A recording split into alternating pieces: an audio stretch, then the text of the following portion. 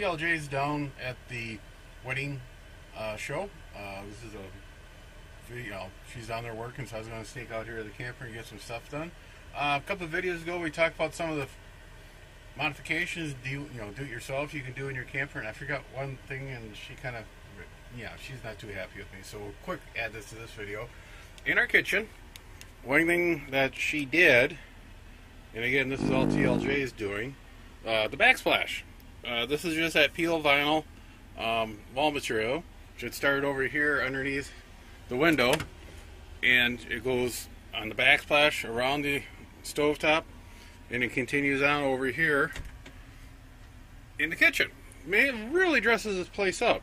The other thing we added, this is a cutting board we picked up.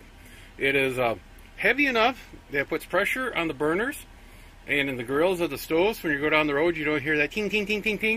It really makes life easier as you're traveling, and it's not too bad of a cutting board. We also added on this little extender for more counter space. You can pop this up, take it down fairly easy. When it's up, you can still get into the refrigerator. You can still open the closet door to get stuff. The other thing we added, and I wanted to do a big thank you to the building trades classes at NIAC, where I work at. Previous owner had a wooden cutting board material on one of these, but it didn't set good. It was smaller than what was needed.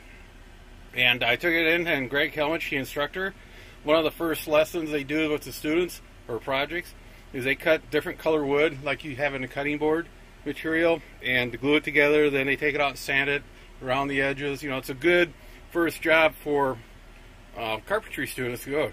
Well, he really didn't have any of that stock left over. They used it all for another project, but he was really interested. He took that old filler panel here and used it as a demonstration for his class. He drew it out using a CAD software. Then they put it into the CNC, and this material is actually just countertop, just scrap countertop material.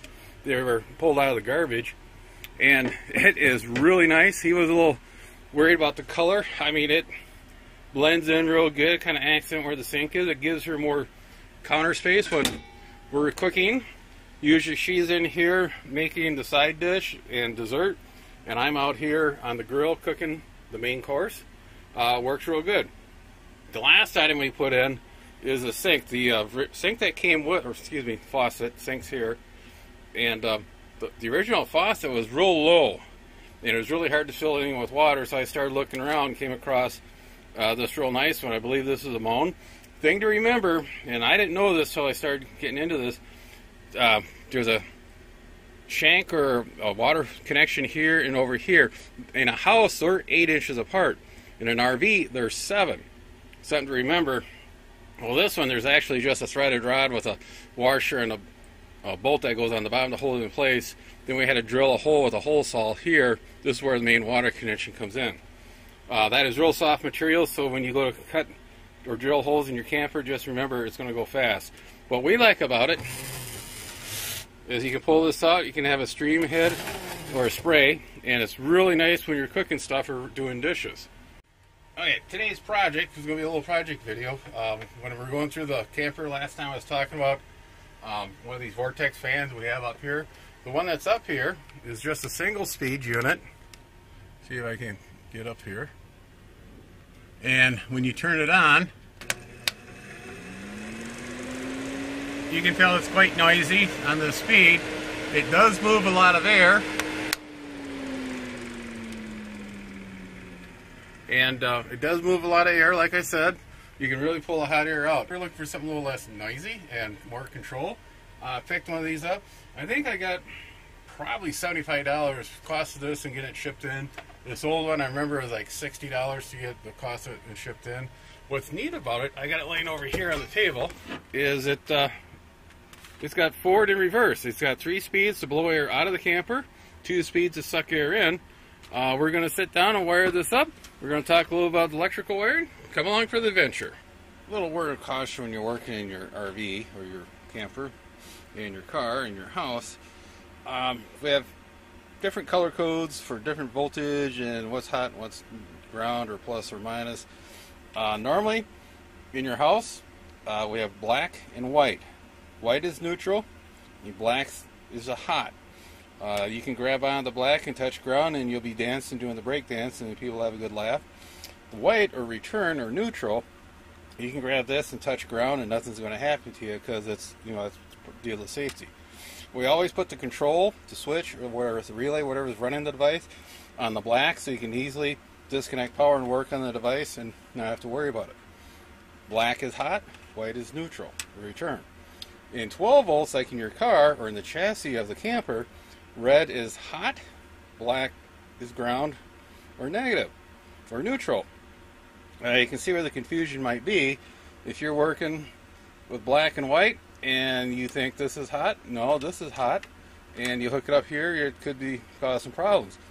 The one thing that you're going to run across in your campers, they use black and white wires everywhere. They'll use it on the 120 volts and they use it on the 12 volts. So just be real careful when you're going to start wiring in your camper. Have a good voltmeter. Before you start working, check those lines, make sure they are the correct voltage, and make sure you disconnect the voltage. You want to work safely so nobody gets hurt. Okay, the first thing we had to do, I didn't want to film it and try to do this without breaking or dropping the camera, but you got to take this trim ring off. Then there's a couple of screws that hold on the actual fan, and you end up with this nice opening. This is just some wire molding we had left over from another project. We ran 12 volts out of the light switch. This is always hot. We'll come over here, we'll get the fan in, get it wired up. Okay, we got it in. I didn't realize this little trim ring, it's 30 years old, it's quite brittle. I'm going to have to find another one. I got to cut a little bit of wire molding, cover up a little bit of wire. I got the vent opened. We turned on exhaust on high. Moving pretty much the same amount of air as the last one, same amount of noise. Okay, get the medium. A little quieter, less airflow. What I'm curious is on low. That's a little more acceptable. It's a lot quieter, but we're still pulling air out of the camper. We'll shut her off. Now we don't want to change direction. Have it going high in one direction, throw it in high in the other direction. That's not good on the motor. We'll switch and bring air in. Fan stop. And it is moving quite a bit of air inside the camper. You know, pulling outside air in, and it's cold. Feels kind of good because I got it warm in here. And there's medium.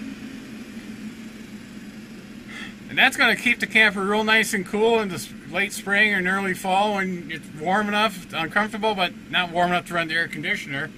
And it's quiet enough. That's what I was mainly looking for, something we can run at night.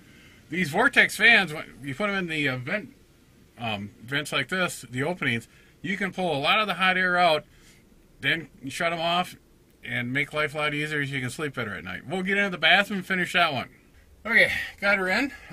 It's a lot easier. If there's already an existing fan motor up here, you can power, grab power from that, or if there's a light nearby, use some of this wire molding, kind of keep it dressed up. Again, it took about an hour for each one of these because, you're working above your head.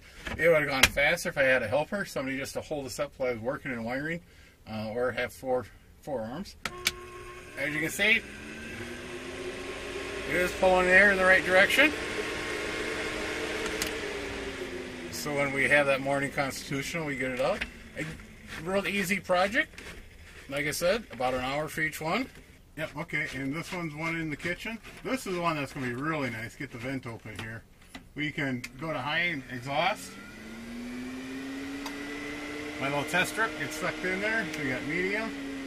Slows it down and low. We'll go to off. And we'll wait till it to slow down so we can change direction so we don't damage the motor. And it's got a good, not too bad a little motor for taking that. There we go.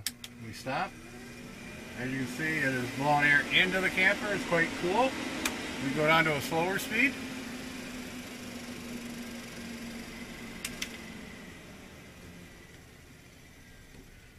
Pretty easy project. Like I said, it would be nice to have an extra set of hands here once in a while to hold while I was wiring. I always like to either solder my connections, or if I wire nut, make sure I got tape on the wire nuts to hold them going down the road.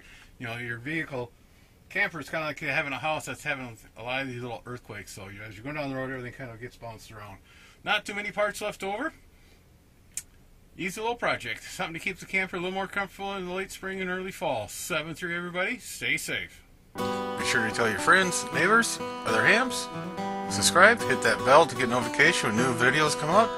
Add comments below. 7-3 everybody.